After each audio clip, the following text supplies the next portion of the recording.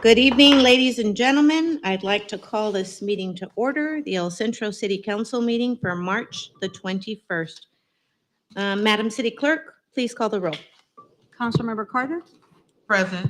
Councilmember Oliva, Present. Councilmember Garcia, Present. Mayor Pro Tem Marroquin, Present. Mayor Cardenas Singh. Present. Thank you. At this time, please, if I can ask you to please stand. Councilmember Sonia Carter, if you'll please lead us in the invocation after the Pledge of Allegiance led by our Mayor Pro Tem. Please join me in saluting the flag of our nation. Ready, begin. I pledge allegiance to the flag of the United States of America and to the republic for which it stands, one nation, under God, indivisible, with liberty and justice for all. Please bow your heads. Dear Heavenly Father, we come to you saying thank you. We're asking you, Lord, just to go ahead and bless this decision-making that is made at this today, any day around. Tomorrow, we have several meetings that are coming up. Please, Lord, you be in the seat of the meetings and you be in control of everything that is going on. Bless everybody that's here and bless everybody that cannot be here. Amen. Amen. Thank you, colleagues, for the Pledge of Allegiance and the invocation.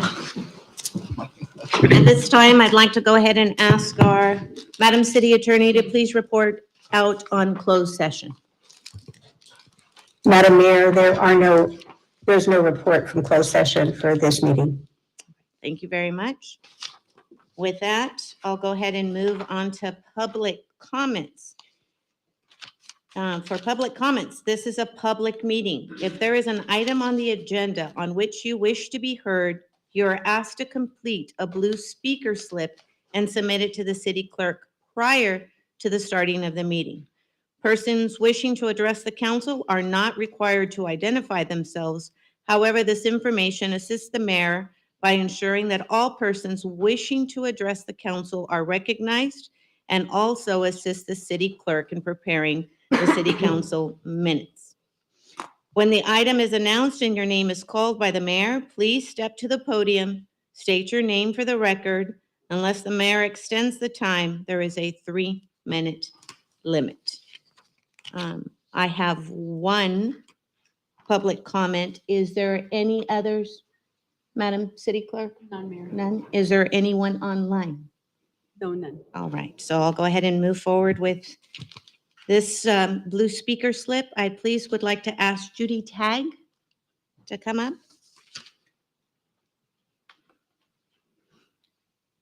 Good evening, Ms. Tagg. How are you? Good evening, thank you. Judy Tagg, my address is 199 South Sunset Drive, El Centro, California. I've been here before for actually the same issue. I have some documentation that I made copies for everybody, if you would like them, so you can see what I'm referring to. Madam City Clerk, please, if you could distribute those for us. So, in a nutshell, I received this notice from Code Enforcement Officer on March 10th. Last Friday, it was written March 7th. Here again, Code Enforcement Officer. I was told I was out of compliance on a rental I have at 2429 Wensley, El Centro, California, and in violation of Code 29144, which is your fence, block wall, hedge height. In a nutshell, and if you look at the second page of pictures, you in your code, which I have not pulled the code is written on page 2 at the bottom.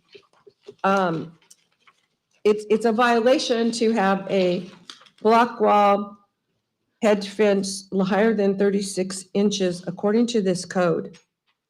If you look at the page 2, those are 3 separate oleander trees. I went and measured them, and as you can see on the third page, these is how they look today. Because I'm in compliance, I'm not going to get a $500 fine. It's before March 28th. But there's 36 inches between them and about 20 to 22 at the top. So I'm here to say that I immediately sent Mr. Joe Verdugo, who helps me, over there, and the next door neighbor came out and said, I am the one that turned you in. I used to work for the city. I know the codes. I know Frank Soto in Public Works, and I called him to write you up. So he wrote me up. I'm in compliance. But I want to know what the definition of a hedge is, because when you look at these 3 bushes, either they're not even contiguous. So I think you all need to look at that code. I know I spoke with Ms. Carter about this for a minute on Friday night, and she said other people had talked to her about it. And if you look at she's quoting, she said that it impaired the vision of her to back out of her driveway. You look at page 3, those are my 3 pictures of what they look now that I just took. Line of sight. These are beyond the parkway, beyond the sidewalk, on my lawn, setback. Her driveway is, she's got trees, but whatever, that's just her. My more intent on telling you this is because everybody I've showed it can't believe it. And I follow through on things, so that's why I'm here. And I ask you to drive down to the courthouse in the next block and look at their contiguous hedge that is over 4 to 5 feet tall. So if you're gonna go after somebody, you should, play fair to everybody. Thank So- you, Ms. Tagg. But one last thing on this, Yes. which I don't know if this is still in enforcement.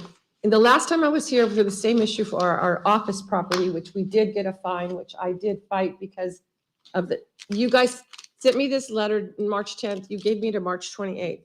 I was able to comply. Not everybody can comply that quick. The last time it was our office property out on Ross. It was the month of March. The wind blew every day of the month of March. I brought a whole package. You, at that point in time, and I don't know whether this is true, you contract a firm out of Newport Beach to enforce this code. Once these tickets are written up and assigned, I could not talk to anybody here locally. I had to go, and they are 30, 45 minutes on the phone. I sent a whole FedEx package. They rejected it, because I had all my documentation. Luckily, Norma was still here. I went in when Norma was still working here, went in, she went out. Property was clean, clear, no trash. We got that resolved. It's just not a good practice for people. And the company in Newport Beach, there was no bilingual option. So obviously we live in Imperial County. That's very, not everybody, I'm a bulldog. I can get on the phone, I can get on a website, I can, but not everybody can do that. If people are willy-nilly writing these threatening letters of a $500 fine. And I think you need to shore up your definition of hedge, because to me, that doesn't look like a hedge. So, Interim City Manager, how should we proceed? Would you like to meet with the department head? Would you like us to review the policy? What recommendations do you make? So there's a couple of things we can do. One, if you like, ma'am, we can go ahead and meet with you.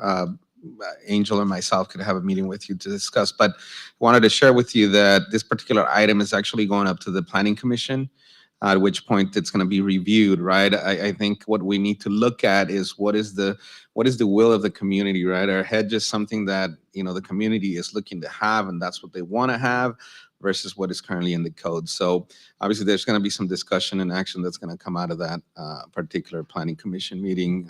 It may take a couple of meetings. okay, and I get that. I'm not expecting any answer tonight, but I do feel like I was redlined and I was, there were some inner workings there, and I'm not afraid to say the names because this lady came right out and told me who she called, who works at the city, and was written up within a day.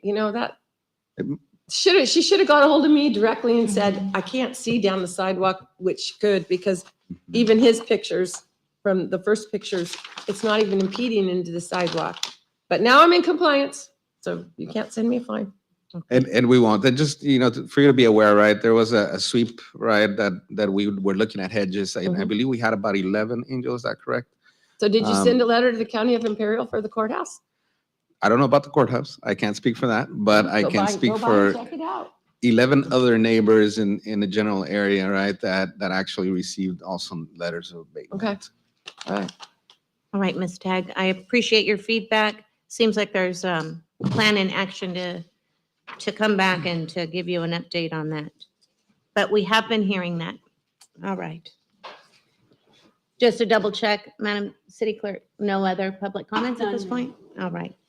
All right, colleagues, I'm going to move us on to item for scheduled presentation of new library director, Ms. Carla Mason.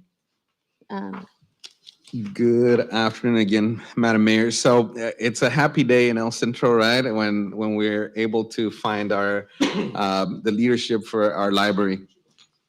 Most importantly, after a lengthy search and years of not having had a head for our library, we were able to find Carla Mason, who is here today with us. Carla, if you'd like to take a step forward to the podium. With Carla today, we have Heidi, who is with Libraries System Services, who graciously have assisted us in helping manage the library in the absence of a full-time library director, but also helped us find Carla. I've had a couple of rounds of interviews with a number of people, and after some time, right, we were able to narrow it down to Carla, and we're very happy to have her here before you guys. Hopefully, Carla has a few words to share with us. But Carla has great length of experience. She's worked in large libraries, multi-story in Seattle, and she's worked in smaller libraries here in the state of California, in Kern County, as well in Santa Clarita. And she comes to us from the Santa Barbara County area at this point. So definitely a change in scenery for her, but nonetheless, it's an exciting opportunity to be here in El Centro, and we are excited to have her as well. Thank you. You kind of already gave my background, but I do have about 12 years of experience in public libraries. And I started in Santa Clarita as a children's librarian and then moved up to branch manager. And I've worked in Kern County, and I've worked in the downtown Seattle location, that great big huge 11-story building. So I've had a variety of different experiences, and I was born and raised in Southern California. So everybody keeps warning me about the weather in the summer here, but I grew up in Chatsworth, and it's triple digits in the summer. So I'm going to be fine. And I'm really looking forward to this. I think this is a fantastic opportunity, and the brand new library here it's just incredible. And I think that there were a lot of things that were really well thought out in that library too, like having a room just for teens and different things like that a lot of libraries don't have. So I'm really excited to see those kinds of things. You have a room that's got like a theater type thing for story time, and I just looked at the library and just was glowing the first time that I saw it. I think it's great, and I'm looking forward to the opportunity here. Wonderful. Ms. Mason, thank you so much. We're excited to see your leadership here at the library. I know we got to chat just a little bit before the city council meeting started, and I said we're excited to have you and looking forward to the great things before us and what's going to be available to our community. And you said so much more to come, so I'm excited. Right. Thank you so Definitely. much. Okay, thank you. Colleagues, is there anything else that you'd like to add at this point? I would just like to say thank you for being here. And as I'm hearing where you've been, I heard Santa Clarita, which is Bay Area-ish, right? No, Santa Clarita's in Los Angeles County. Oh, Kind of okay. on I'm the thinking Santa edge of Clara. it. So Santa Clarita, but urban. Right. Then Kern County, rural. Mm-hmm. Then Seattle. So it makes sense that you're back at a rural community. Right? You gotta- Well, when you have a diverse background like that, you get to find out what's your favorite. And I loved Seattle, but you don't have that community feel where you know everybody that's coming into the library and that type of thing. And I found out in Santa Clarita that I really liked that a lot. I liked people walking in and knowing that I was the manager at that particular location, and I even knew some names in the community, and I like that a lot. I think that's special. Great. Well, great. I think you're going to find that here where folks know each other with 1, 2, maybe at most 3 degrees of separation. But we either all went to high school together, we all worked with each other at one point. And so welcome to the community, and thank you for the Thank work you. to come. That's what I want to say. Welcome. And I'm sure my colleagues and I feel the same. If you have any questions or if you just need advice on anything, feel free to reach out. But welcome. Thank you very much. Great.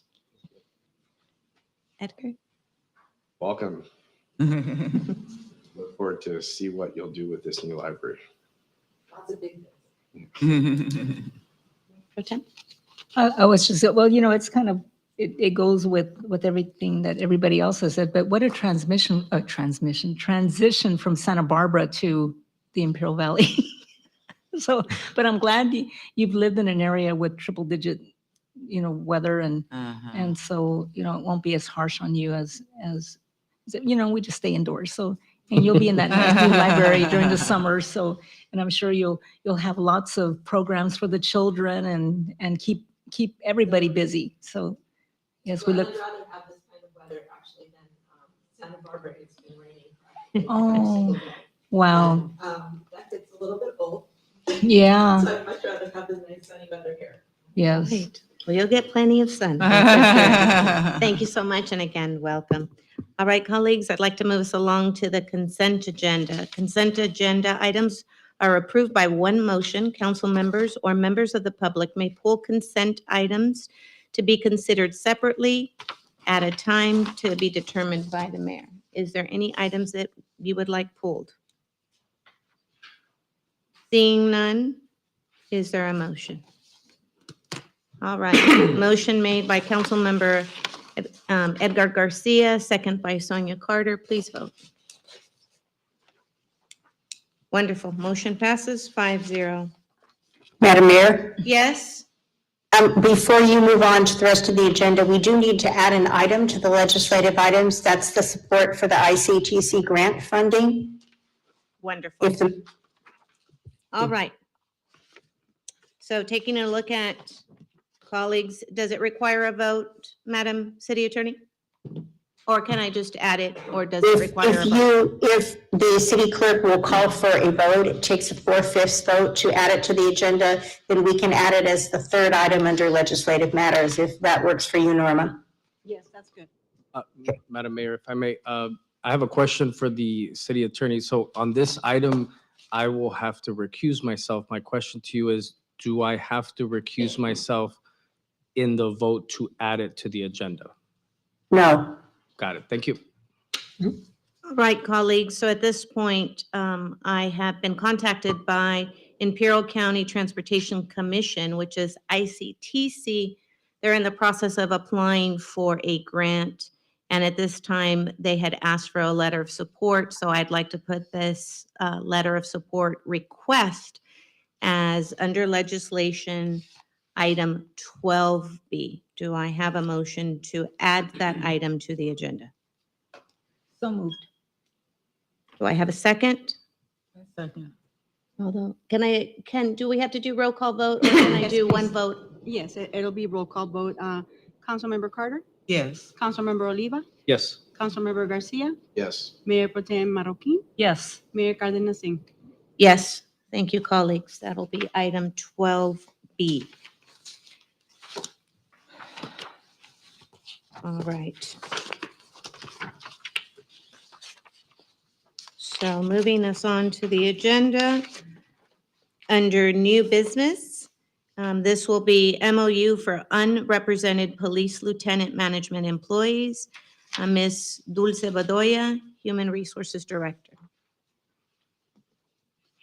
Hello, Madam Mayor and council members. Here before you is the MOU for unrepresented police lieutenant management employees. The modified terms and conditions are being presented to the City Council for final approval. Major changes are as follows. The collapsing of steps schedules to to 6 steps. I'm sorry, I apologize. The COLA increases will be in July 2023 and July 2024. There's also step increases on their anniversary date conditioned upon the employee's performance evaluation rating, performance factor or better, satisfactory. Why am I talking like this? I'm sorry. Sometimes I call it a mouthful of marbles. So just Yes. take a deep So breath it's and conditioned upon the employee's performance evaluation rating his or performance satisfactory or better. The employer medical insurance contribution caps are set at 80% based on the limited plant. So therefore, I'm asking for the approval unless there's any question. any questions, colleagues, on this item? All right. This item was motioned by Edgar Garcia, second by Martha Cardenas Singh. Please vote. Passes 5-0. Wow, quick fingers. All right, motion passes 5-0. Thank you. All right. Item number 9, discuss Zoom meeting attendance for the public versus broadcasting. Madam City Attorney? Yes, as you may recall, when the governor's emergency orders regarding remote meetings expired, AB 361 took the place of that order and provided with certain requirements for Zoom meetings to continue. As of the beginning of this year, AB 361 ends, that exception ends at the time that the pandemic emergency ends, which was the end of last month, so March 1st. So at this point in time, you are no longer required to have Zoom meetings. You are allowed, under other provisions of the Brown Act, to have Zoom meetings. Question is whether you would like to continue with those meetings. It does impose certain requirements, which there has not been a problem meeting, such as roll call votes, the maintenance of a platform in which you can both see and hear, and some other requirements regarding how comments are submitted and public comment is conducted. So it is in your discretion to go either way. You also may decide to do that, to proceed on a case-by-case basis. For example, were there to be a meeting with a public hearing where a number of people wish to attend, you could have a Zoom meeting for that one and not for others. Again, at the council's discretion. All right, colleagues, at this time, comments, feedback, suggestions, recommendations? So, Madam, broadcast the meetings, but reserve the right for having Zoom participation when we have. Councilmember Garcia, it's hard to hear you.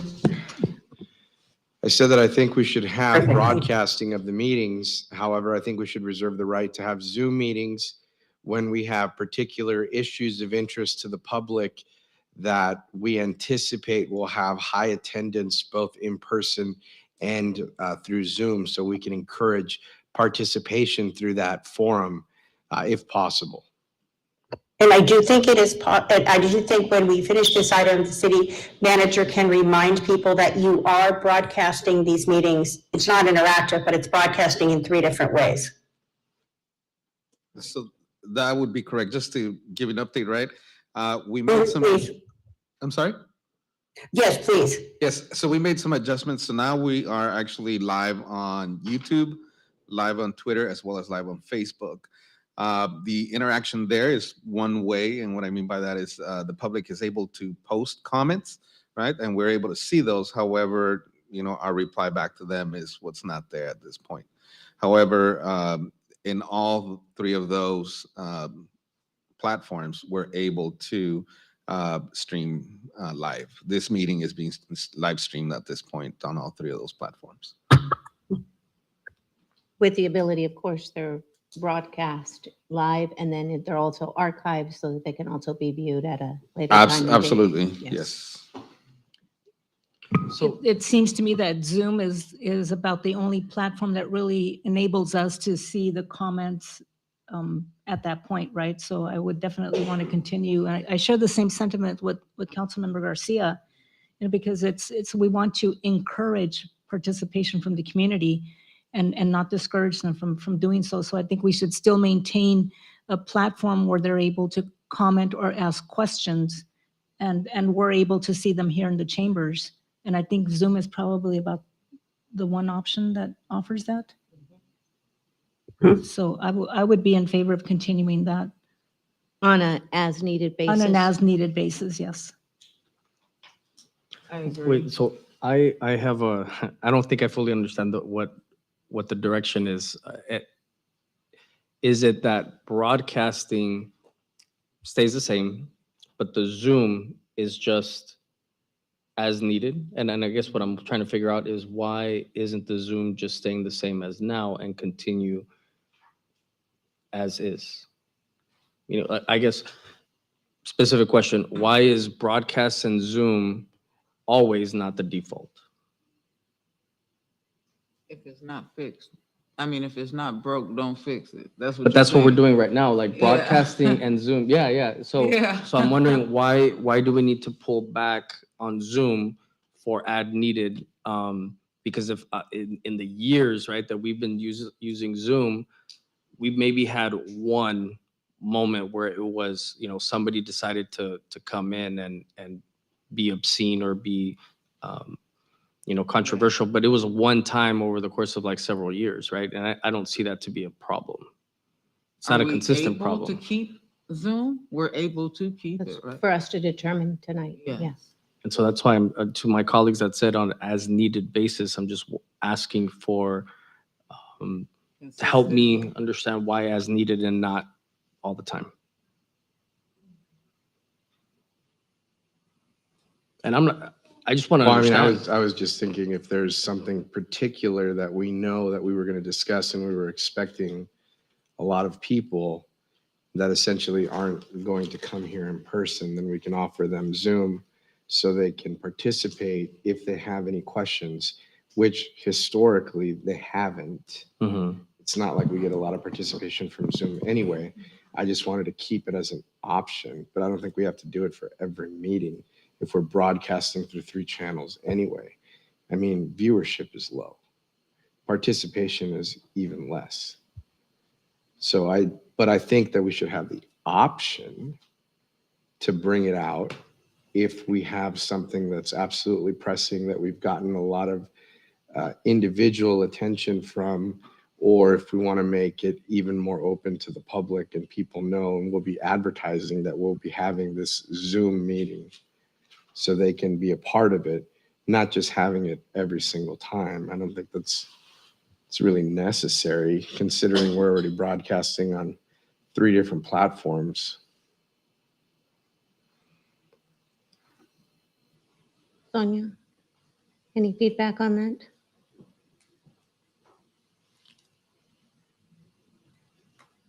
I see it both ways. We are broadcasting on 3 different platforms, but I see it as this is people's norm. This is what they're used to.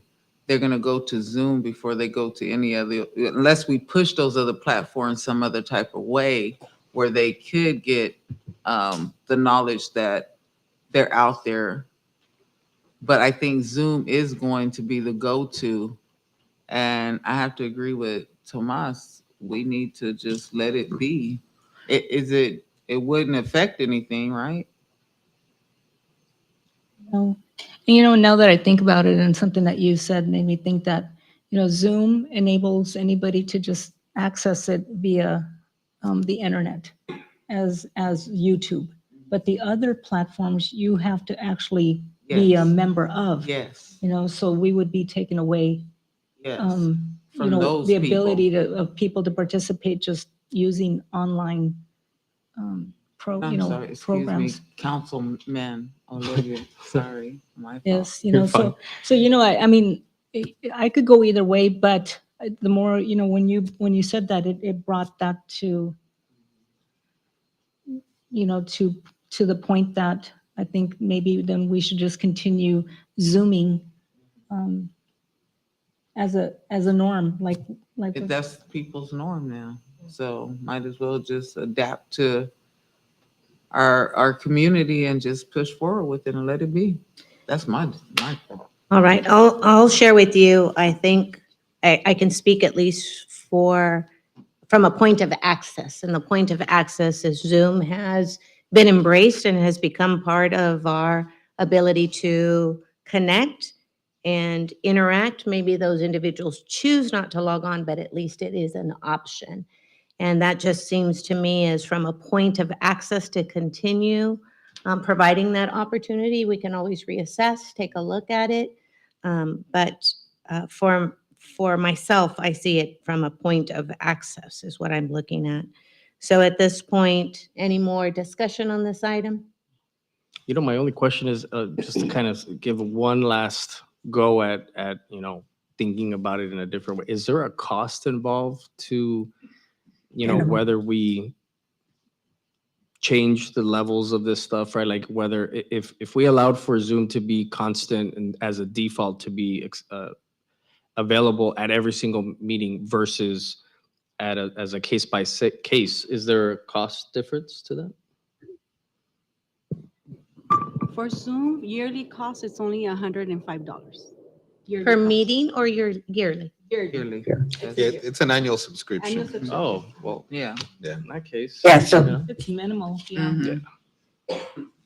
I would say that probably between all of the platforms for broadcasting, the annual cost is probably under $600 for YouTube, for Twitter, for Facebook, and as well as when you include all of them, right, including Zoom.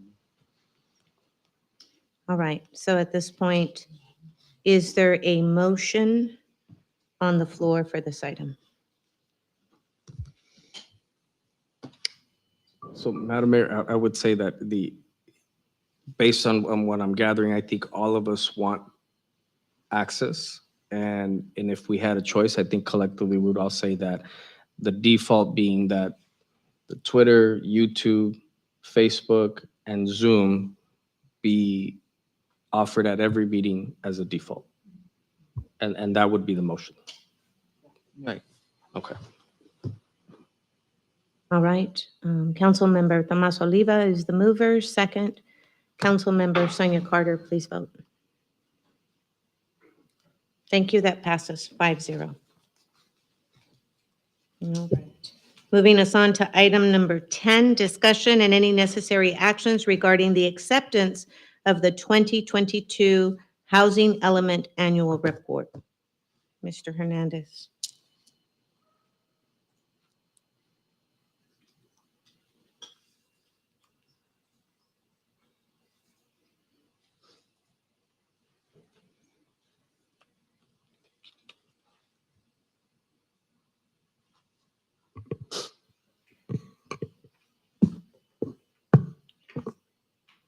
Hello, good evening, Mayor and members of City Council and those in attendance tonight. I'll be providing a presentation on our annual progress report. This is a report we submit every year to the Department of Housing and Community Development regarding our housing element. And I'll be also taking this opportunity to just speak in general about residential development in the city of El Centro. So for the first part, I'll be talking about the actual housing element annual progress report, go over the regional housing needs assessment, we just call it RENA for short, how we're progressing with that, the status of our housing element programs are within our housing elements. Later, I'll be going over kind of trends since 2014 regarding housing development, and also give you kind of a preview of what's coming up this year, this calendar year in housing. So just in brief, the housing element, it's one of the 9 chapters we have in our general plan, and it concerns how to meet the housing needs of the community. We are required to submit a report to the state, to the Department of Housing and Community Development each April 1st, just going over our progress with some of the goals and policies that we have in that document. The study before you is the report just for the previous calendar year, which is the first full year of the planning period that we adopted our housing element from 2021 to 2029. So just to reiterate, this is the housing element that was adopted last year is from 2021 to 2029, and this is the first progress report that will cover a full calendar year. So this is probably a very important table as from the housing element. It goes over our regional housing needs progress. So the first column, it spells out the number of units and the income levels that were designated to the city from SCAG and from the state as goals during this planning period. The second column shows how much building permits were issued the last calendar year. The third column shows kind of the sum of all the building permits that were issued since 2021 till 2022. And the last column is the remaining. One thing I want to note is 2021, we're only counting half of the year because of some kind of legislative requirements about when the planning period starts for the RENA. So there's sort of about 14 programs that are in our housing element. I chose these 5 because there are 5 programs that have basically a definite goal in mind. The first program I want to highlight is the adequate sites are zoned for RENA. This is something that we partially did when we adopted the first phase of the zoning code update last year. It rezoned several of the properties, and that basically demonstrates and shows that we have the land that's appropriately zoned to meet our RENA numbers. The one pending item for that program is we need to kind of provide an inventory of those vacant of those properties online. The next 2 programs are procedures that our department will need to write down and evaluate. So first is the monitor residential capacity procedure. So this is a state law saying that, for instance, if there's a rezoning from a residential use to a commercial use, we need to monitor that to make sure that we are still have the capacity to meet our RENAs. It's also an evaluation procedure whenever you see like a project and it's being built at a possibly lower density than was expected from the RENA. From the housing needs allocation, that's something that we will have to monitor. The third is also a similar project that we would need to finish, is to provide an evaluation procedure to allow by right approval of projects with 20% affordable development. So this is a procedure that the city would need to draft. So whenever there is some type of like deed restricted project that provides 20% affordable housing, there is a streamlined process to review those procedures. The next one is the zoning code amendments, and that's also was part of the zoning code update that was approved in November and was in place in December. And that's what it basically provided development standards for the new zoning designations that were adopted. And the last one is a policy that we would need to work on to prioritize water and sewer priority for affordable housing. So next couple slides, I'm going to go over just in general about the state of housing in the city.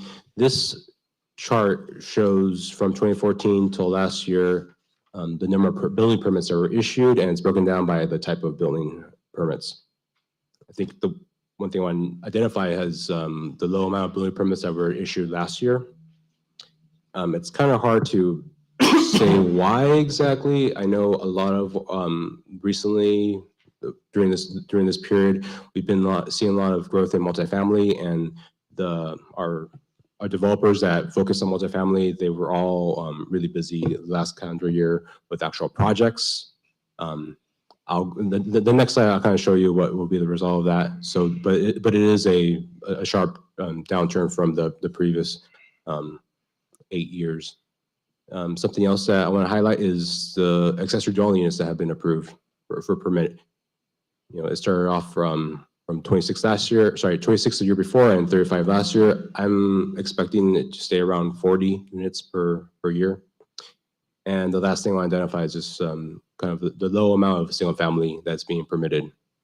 I'll say most of these permits from last 3 years are either from the Lotus Ranch subdivision, which could be that was kind of identified in 2020. But lately we've been seeing a lot of like subdivisions of these properties. We call it the El Dorado Colonial area, where there's large lots, and then people are buying, people have properties and they're making like 3 or 4 units on those lots. So I expect we could see some demand from that one. I don't expect it to be a lot this year, but there are some projects that are in the works to kind of meet that demand for single family. I don't know if there's any questions regarding this chart. It's kind of, I know there's a lot of numbers. Or I could take questions later. Okay, next couple of slides, I'm going to go over some of the trends and some of the projects that we're working on this year. So as of today, we've only issued 7 we only have permitted 7 residential units year to date. It's a slow start, admittedly, but I foresee in the next 3 months, we'll be issuing building permits for like 220 units. And I broke down by those 3 major projects. So first is the Hacienda Gardens Phase 1. That's 96 units. They're really close on getting the building permits. The Courtyard Villas Phase 2. This is previously active construction site of Phase 1 behind Target. And that's the apartments that are being built. So there's 3 phases, and they plan on getting started on Phase 2 this year. And the last one is El Dorado Family Apartments, Phase 3. Phase 1 is there was a ribbon cutting last year. They're working on Phase 2 right now, and they'll be getting their building permits for Phase 3 this year. So all in total, that's 220 units just for those 3 projects, which just by itself would, I mean, that's more. There's those 3 projects. So it's going to be more building permits issued for housing than during this time from 2014 till last year. Yeah, and I just want to highlight these 3 projects, which will be brought before the City Council at some time this year. The Town Center 2 single-family residential subdivision. That's a small lot subdivision that we're doing environmental right now, and it'll be brought before this body, I'll say within the next 6 months. And that's 104 units of single-family detached housing.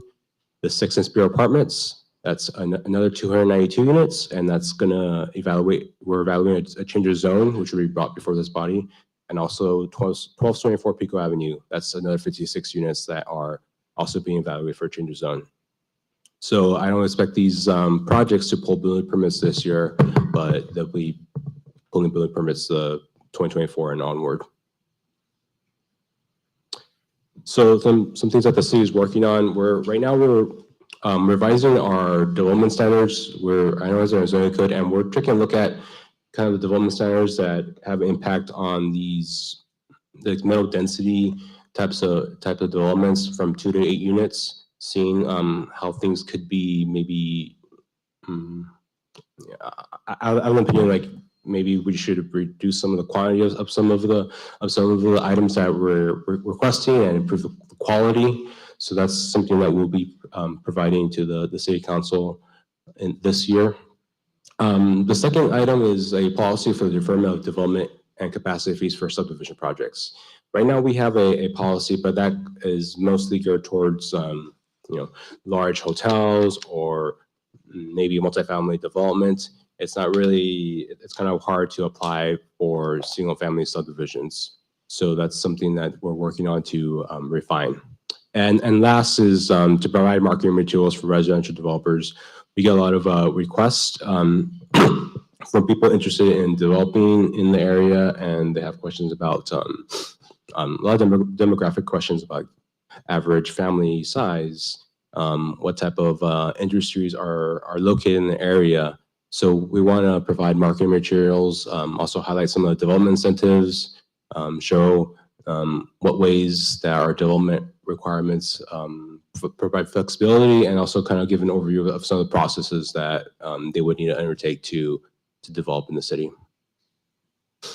With that, staff recommends that the City Council accept the city's annual housing element progress report on the implementation of the housing element and direct that the report be submitted to the Governor's Office of Planning and Research and the California Department of Housing and Community Development. That concludes my presentation. I can answer any questions that the council might have. All right, colleagues, at this time, is there any questions that we have for Mr. Hernandez? All right. Seeing no questions. All right, is there a motion to accept this report? We're waiting for our screens to come up, Angel. Mayor, this item is not an action item. I believe It's only a report. It should have been an action item, but it's only a report, but we can do it verbally. You can do a motion and then a second, then we can do the voting verbally. Yes, please, I'd like to go ahead and do that. All right, I'd like to, at this point, I'm going to go ahead and open the floor for a motion to accept our housing report as presented. Is there a motion? Madam Mayor, I'll make the motion with just the request that as I'm listening to this report, Angel, I was remembering some of the roundtable discussions that we had with the housing or the building industry, the developers and whatnot. And I do apologize, I haven't circled back around with you to see what was implemented, what wasn't. So happily to accept the report and just ask that at some point in the near future, if you and I could sit down to kind of circle back on those items. Yes, of course, and I think I highlighted two of the items, I think you stepped out, that were a result from that discussion. Yes, of course. That's what triggered the comment, because I want to make sure that we dive into, I know there was like 7 or 9 bullet points Action that items, we yeah. walked away from. Wonderful. So there is a motion on the floor. Is there a second? I will second. All right. We will do a roll call vote, Yes. Madam City Clerk? Yes. Councilmember Carter, Yes. Councilmember Oliva, Yes. Councilmember Garcia, Yes. Mayor Pro Tem Marroquin, Yes. Mayor Cardenas Singh. Yes. All right, great. Thank you, Mr. Hernandez, for that presentation. We appreciate it. Moving us along to legislative action. There's an item that was brought back. It's State Ballot Initiative Number 21-0042A1. Mr. Garcia, you did such a wonderful job summarizing this for us last week, and please, if you will give us the opportunity to do another summary on this item. Yes, sure. This ballot initiative, number 21-0042A, was presented in January 4th, 2022. It's going to find its way to our November 2024 ballot. And the purpose of this discussion is for the city to write a letter in opposition. This ballot initiative, this is not the first time that this type of language has been proposed. It was previously proposed in 2018 under the Tax Fairness, Transparency, and Accountability Act. It's being championed by the California Business Roundtable, a special interest group that essentially is trying to use the current economic climate to pass this initiative in order to benefit developers and things of that nature by taking local control out of the hands of municipalities on how they charge fees and other types of changes, by making those fees and charges essentially taxes that would have to be voted on. This would also be retroactive, so any measures that have recently been passed would be essentially null and void. This is a big issue because it takes the local control away from individual communities and basically puts us in a position where we would need to rely on Sacramento for all impacts to our funding, to our law enforcement funding, fire funding, whether it be schools, whether it be a hospital, whether it be any sort of funding. We would need to rely on Sacramento because we would no longer effectively have the power of trying to pass our own initiatives under this type of regulation. It would basically use these loopholes to allow these corporations to not be accountable for the negative impacts that they have on us as municipalities. And it would leave us with little recourse on finding them through our normal means of code enforcement and other fees that we charge as a municipality for these types of things. Essentially, it takes the ball out of our court. And this has been stringently opposed by the League of California Cities because it's going to have a detrimental impact on cities specifically like us. We are not a large city with varied funding sources. We don't have millions of people for our population.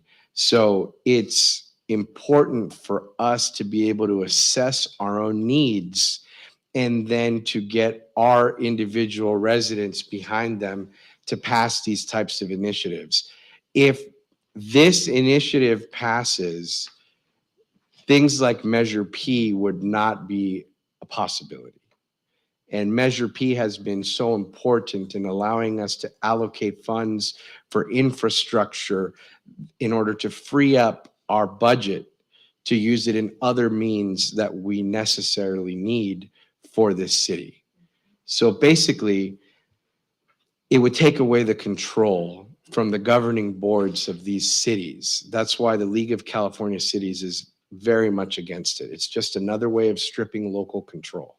So we would have to basically beg Sacramento to fulfill our needs, as opposed to us being able to take individual action and use funding that we gather for those needs specifically. That's why I think that we should join the League of California Cities and the many cities across California. There are more every day that are joining the opposition against this, and that we should support a letter in opposition to this ballot initiative, as it will not benefit us in any way and would ultimately just end up hurting our residents and our bottom line. Thank you. Questions, feedback on this item? All right. So at this time, Madam City Clerk, we will be voting on this item. Yes. At this time, I would like to request if there is a motion for the El Centro City Council to send an opposing letter to initiative number 21-004 to A1. And with that, I have Councilmember Edgar Garcia is the mover. Second, Councilmember Tomas Oliva. Please vote. To clarify, Madam Mayor? Yes. Well, I don't think it'll affect the vote. This is a resolution as opposed to simply a letter. Yes, thank you. That would be resolution number 23-23. Item passes 5-0. Thank you. All right. We have received a request for a letter of support for Senate Bill 583 from Senator Padilla for the Salton Sea Conservancy. By creating a Salton Sea Conservancy, California can expedite the construction of a new habitat and dust suppression project while centering the needs of local communities. At this point, the item is before you. It has all the bullet points that will be addressed in this letter of support.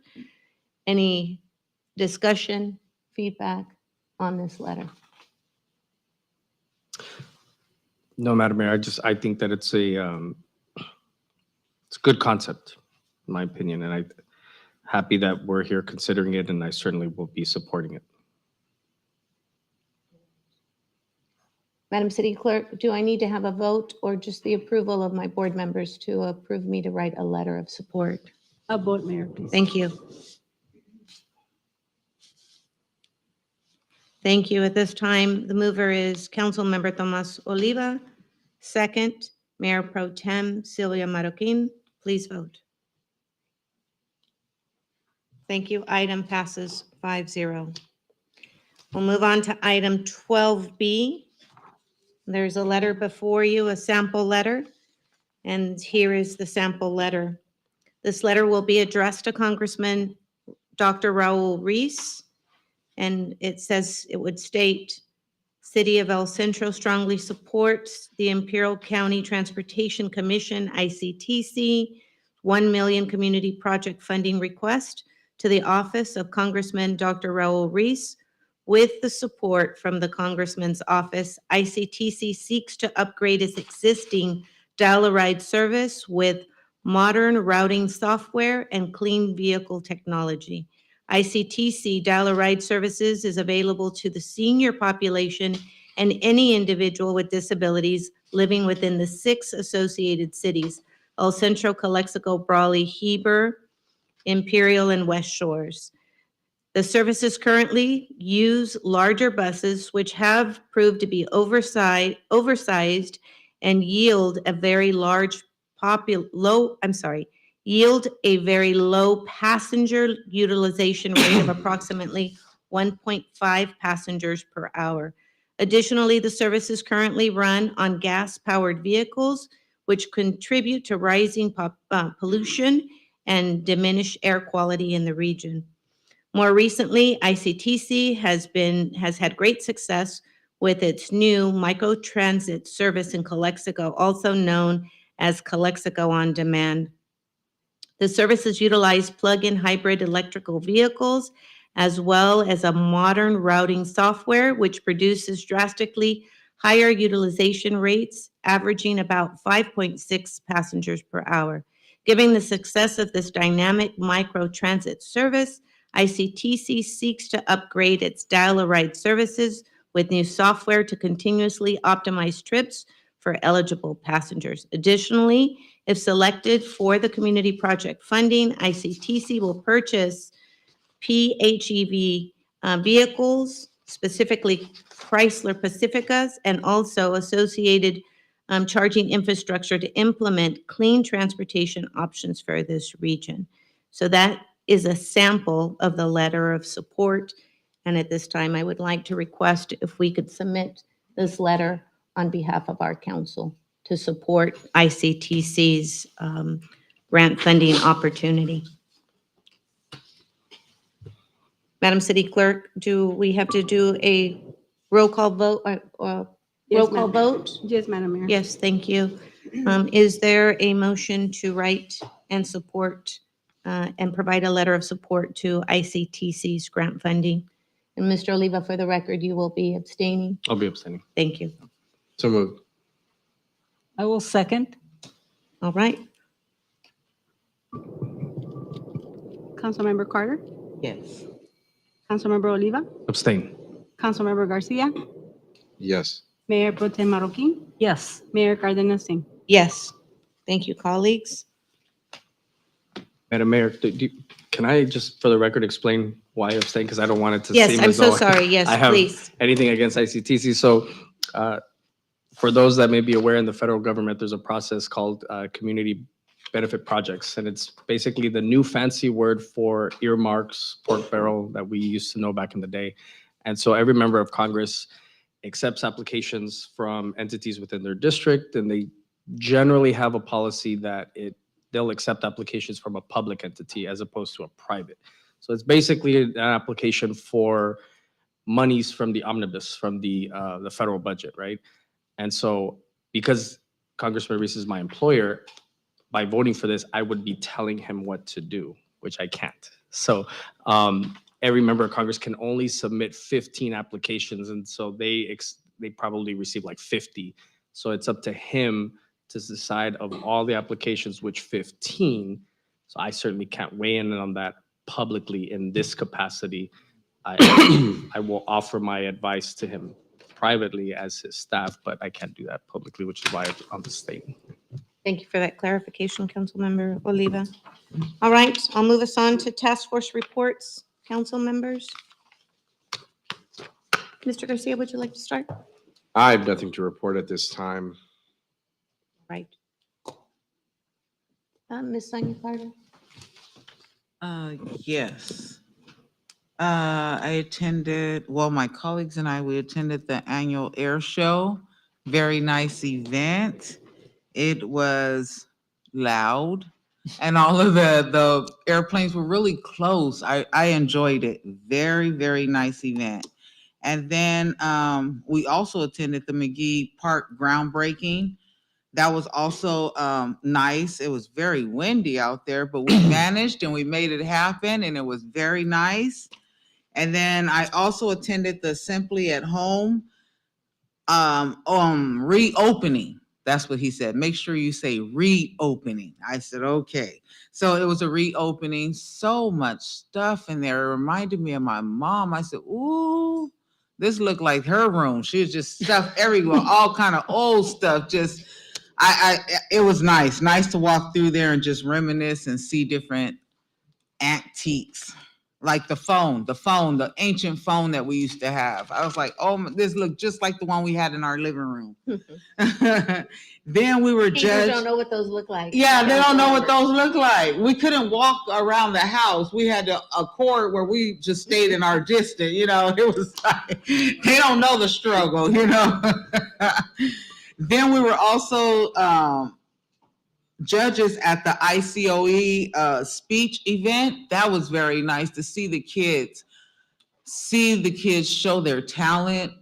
A lot of them were nervous. You came across maybe very few that were not nervous, and you seen that they had a very, very bright future because they were just ready to say, okay, I'm signing up now. Where can I sign the papers to do big things later? So they were really headed in the right direction. So it was a very nice event as well. And then last, I attended the Extreme Fun Center. They had different local events, local vendors at the event, and it was nice to see a lot of people out there. They weren't in competition. It was two people selling tacos side by side. They were talking to each other, giving each other dap. I loved it because they were just, comparing, okay, well, I put this in my salsa and I put this, and I love the communication amongst the community out there. Very nice event. Thank you. Wonderful. Councilmember. Yes, Almeida? Madam Mayor and colleagues, first of all, I appreciate all the work that you have done this last week. I really felt absent last week. You were. I really was. 4 trips to the Coachella Valley around almost every day for my day job, and it was beneficial. I think it was really great to. I think I have visited now all of the lithium operations out there. I probably got to know the Salton Sea a lot more intimately than I thought I knew. And if you haven't been up Bombay Beach and the eastern portion of the Salton Sea, I highly recommend everyone just enjoying it before it gets like super hot, right? And just go out there and check out the wildlife, check out just go for a hike. It's actually really nice, and there's portions of the Salton Sea that I hadn't been to since I was a kid. And so it was just really nice to see it as an adult and understand why people enjoy it. It just gives a different perspective. So I have very little to report, but I will say this, that, I did also join my colleagues at the Blue Angel show. I think that it was great. I know that the mayor is going to touch on a few of the milestones and the highlights of it. I'll just say that it was a pleasure to be able to have met a lot of aviators that came in from throughout the country, and I'll defer to her to mention the details on that. Likewise, the speech and debate tournament that took place this last Saturday at Southwest High School. I do not get to be around a lot of our youth, our grade school youth, because of my day job and because of this. We don't, interact with middle schoolers or high schoolers as much. And so I have to say, I was just very impressed. I was very glad to have seen youth that were so prepared, so confident, and so convincing in their arguments. I mean, I'm sitting there listening to 12th graders talk about why there should be term limits in Congress, and I'm just thinking, like, it hurt at first, right? Like, wait a minute. But then it was just like you listen to the end of it, and you're like, yeah, there should be, right? I believe you. Or there was some arguments about eliminating student debt, right? And so I'm listening to them, and I'm thinking, yeah, do it. And then there was one that spoke contrary to what I thought and was arguing for why we shouldn't eliminate it. And I thought, wow, that's different. I wasn't expecting that. But again, the point being is that I was just so impressed by our youth, and I really wish them well. And I think that there's a little bit of jealousy in me that I didn't participate in stuff like that. I don't think I was aware that those programs were available when I was younger. And I really look forward to everything that they're going to accomplish, and hope that by the time they get to our ages, they would have surpassed us in accomplishments. And so congratulations to them. We do have a joint hospital board meeting tomorrow with Heffernan and Pioneers Memorial Healthcare District. And so I'll just leave it at that, Madam Mayor. And obviously it's in the future, so I'll have more to tell at our next meeting. Wonderful. Mayor Pro Tem? So let's see. Gosh, last Wednesday was a busy day for me. Attended the Community Enhancement Task Force meeting. And so we covered a lot of the different projects, and many of those are things that we discuss here during council meetings, so familiarity with the agenda items was was comfortable for me. So that same day also had the downtown ad hoc committee meeting, and I'll let the mayor, report back on that with the details of what the outcomes are on that. And then late that afternoon, attended the groundbreaking ceremony at McGee Park. I really got a kick out of a small group of pickleball players that were there to mark their territory on the new courts and to give their input on how the courts should be set up. But appreciated that because, it's the community is really active and aware of what's going on around them. And so they made it a point to come out, even though it was really windy and that day, but we had a really, really good turnout. So appreciated that. My colleague, Councilmember Garcia, and I continued with CEO interviews for El Centro Regional Medical Center. Hopefully that was the last one, and I think that we'll probably be making a decision soon. And so hopefully in the near future, we'll be naming a new CEO there. I also participated as a judge at the ICOE Regional Speech and Debate Tournament. This is a migrant program that encourages their students to participate in these either speech or debate. And in this case, I was a judge for fifth graders, and I was really impressed at let me go back. I started out the morning as a judge in the seventh grade group, but then they had a group where the judges didn't show up and they asked for volunteers to relocate. So I went from the seventh grade down to the fifth grade. Just the two seventh graders that I saw, and then going into the fifth grade, I was really impressed at how much better the fifth graders did than the seventh graders. I was blown away, but it was a very rewarding experience. And at the end, it was really good to see that. I think although my colleague, the other judge, and I were not comparing notes throughout the event because we were just really going through all of the speeches.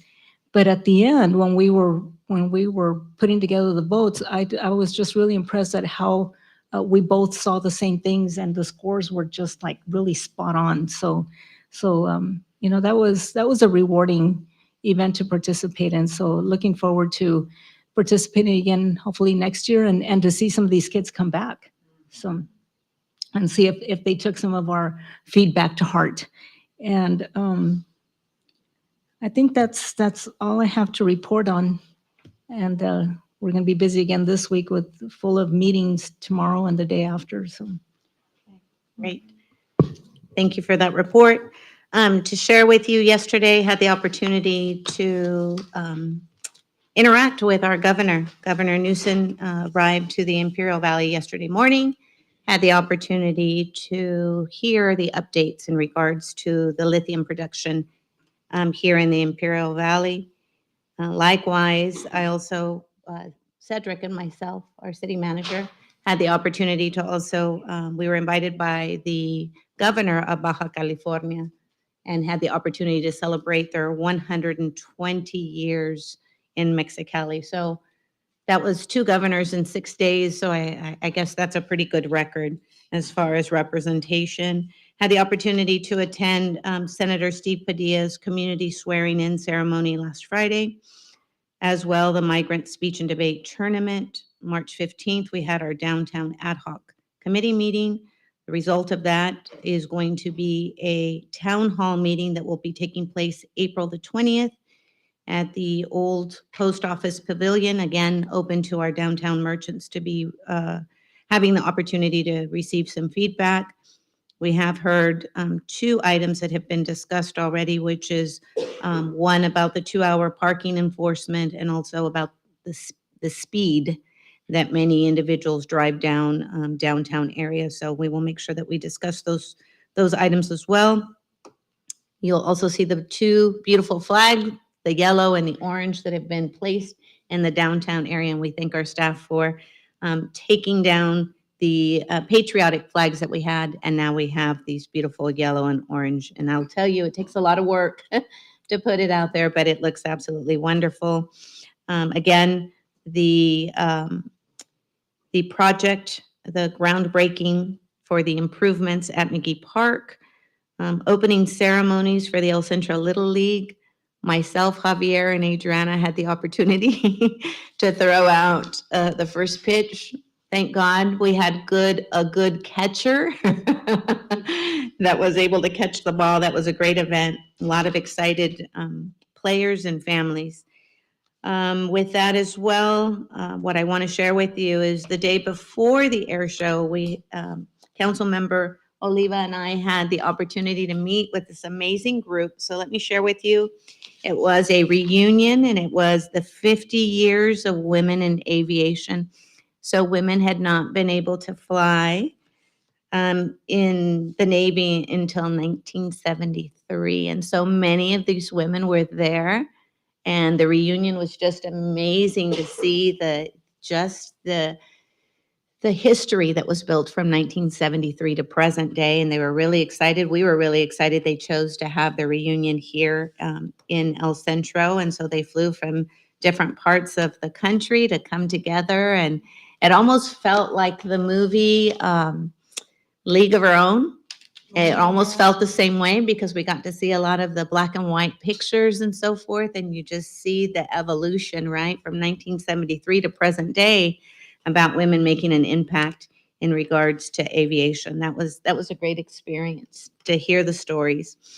With that, also had the opportunity to participate at our end of the basketball season award ceremony, and had the opportunity to visit our fair booth, which was really groovy. It was done really well. It was great. A lot of feedback from our community. And then had the opportunity to tour the Catholic Charities Day Center. And I will tell you, that center has maximized every space possible, from the laundromat to the showers to the open area and to the industrial kitchen that has been put in place. So that was great to see. So that is the end of my report, and I'll go ahead and hand it over to our interim city manager for your report, please. Thank you, Madam Mayor. I think I got a huge list, but I'm going to try to go quick. Had a few meetings, Imperial County Transportation Commission, as well as the City and County Managers Association, attended those. I also attended the Library and Community Services Board meeting, where there was a discussion about services at the library. There was a lot of curiosity about Carla and when she was coming on board. They were very happy to see and hear that she was going to be coming on board this week. So the next meeting, obviously, she'll be present and be able to assist. As Madam Mayor mentioned, I attended the Mexicali celebration. I'll tell you, that was interesting. Took us through the roaring 20s, into the 60s, into a rap presentation. All very well put together and done. I was, pleasantly surprised. Also had the opportunity to attend the McGee Park groundbreaking. And as was mentioned, actually the pickleball players they had an ambassador on site, which I was surprised that they existed. And they're super involved. They want to be involved moving forward with the design and so forth. It was a bright and windy day, but we got through it. Last Thursday, the fire department held the Fill the Boot at Imperial Avenue and Adams. I actually had the opportunity to put on my uniform and go out there and shake a boot and try to get some donations. So big shout out to Fire Captain Robert Gonzalez, Alan Jauregui, firefighter, Richard Ricardo Vasquez, I believe, if I'm not mistaken, and Josh Rodriguez. I left at the right time when these guys got hired, so I haven't learned their names. And Battalion Chief Chapin. They actually collected $1,560 in the time that they were there. This goes to the Burn Institute, so it assists with sending children to burn camp. So it's a great opportunity. Also attended the State of the County address last Friday. Today, we actually had a swearing-in ceremony. I think every meeting we've had, I've actually shared with you guys that we've hired somebody. Today, we had actually 2 employees get sworn in full-time, one at Public Works and the other one over in Finance. So we had that happen today. And I wanted to highlight a couple of our departments. One of them was the fire department for the work that they did with the Fill the Boot. This is in their off time. It's basically they volunteer to get this done. And, it's actually work. I actually was, my watch was asking me if I was working out while we were doing that. So that was interesting. And also Public Works. Public Works actually stepped up this weekend over the last couple of days to actually assess, respond, and actually repair a couple of water main breaks. We even got a rave on social media on one of those, which is a good thing, right? Anytime you get a rave, that's a great thing, especially, taking care of the critical infrastructure. As far as, and in closing, I want to remind the public that we have the Easter egg hunt that's coming up and movie night this Saturday, the 25th at Buckland Park, 5 to 9 p.m. We're going to have over 10,000 Easter eggs out there. The Easter egg hunt's going to happen around 6 p.m. And then obviously the Easter bunny is going to be there. There's going to be kid zones, food vendors. And the movie, it's going to be Puss in Boots with The Last Wish at dusk. So I'm assuming that around this time, we'll be watching a movie on Saturday. And then two last items. For those who are looking for a summer job, the city of El Centro is going to be working for some high quality people to join our team for the summer. And that includes summer camp leaders and basketball coaches, as well as an assessment that's going to happen for the aquatic center, where people can actually assess, see if they can become lifeguards, and then they can take the training and then help us out at the aquatic center with the work that they do out there. And the report, Madam Mayor. Wonderful. All right. Anything else for the greater good? All right. Meeting is adjourned. Everyone go home to your families. Oh, my God.